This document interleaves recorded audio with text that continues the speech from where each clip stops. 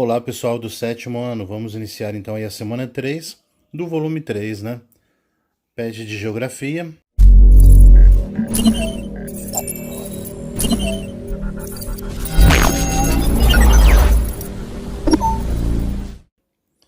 E vamos falar hoje sobre a composição étnica. A etnia é a raça das pessoas, né? E a gente vê aí que a gente no Brasil é uma mistura de três grandes povos, né? Os nativos, os índios, os negros africanos que foram trazidos como escravo e os europeus brancos. Por isso a gente fala que o Brasil é um país miscigenado, misturado, né? A gente foi então um resultado dessa mistura grande desses três povos. Nós temos aí alguns exemplos. A mistura do negro com o branco dá um mulato. O indígena com o branco dá o caboclo, ou também chamado de mameluco. O indígena com o negro, o cafuso. Então foram as primeiras misturas que deram origem aí ao povo brasileiro. E vejam aí a tabela da composição étnica, né? Ela mostra os grupos étnicos na população total do Brasil. Então vejam que em 1950, por exemplo, eram 61% de brancos.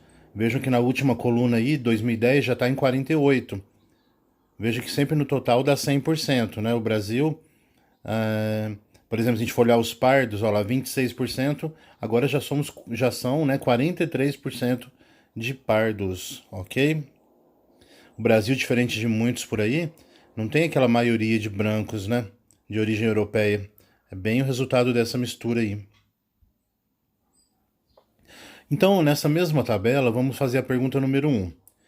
Letra A. Em que período a população brasileira deixa de ser maioria branca? Então, em qual desses períodos, 50, 80 ou 2010, que os brancos já não são maioria mais? Para ser maioria, a gente tem que ter mais de 50%. Vejam em qual período, então, os brancos já não são mais de 50% da população do Brasil. Letra B. Por qual motivo a população negra veio para o Brasil no período colonial? Por que os negros vieram para cá? Eu falei agora um pouquinho, hein? E letra C. Você tem contato com índios, né? Com tribos indígenas? Se você tiver contato, você vai contar como é que foi a experiência.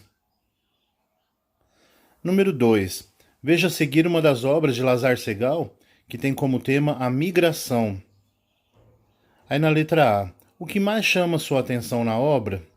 Então, onde você vê aí nessa obra dele, né? O que mais chamou sua atenção? Pensa um pouquinho. É a sua opinião. Então, não existe uma resposta certa e errada, mas tem que explicar. B. Como são as expressões no rosto das pessoas? Há crianças entre elas? Então você vai falar se está feliz, está triste, está espantado. Como que está o rosto dessas pessoas?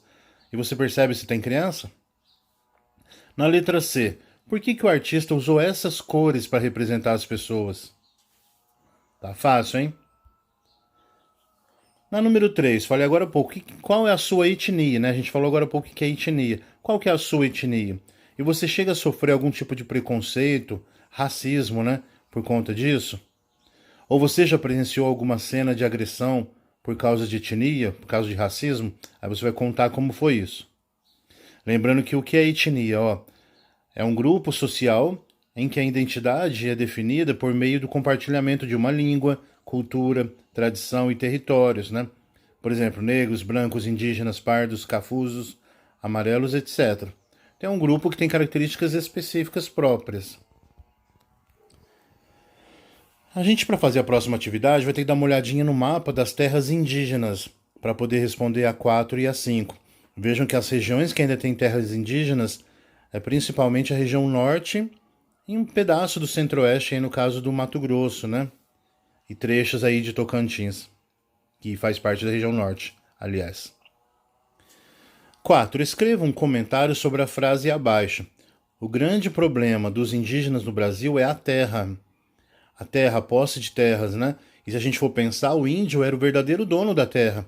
Ele já estava aqui antes dos europeus. Então, se a gente for pensar, toda essa terra já era dos índios, né? Só que quando os portugueses chegaram, pegaram para eles. Expulsaram os índios, escravizaram os índios, muitos índios foram até mortos por não querer trabalhar para os europeus.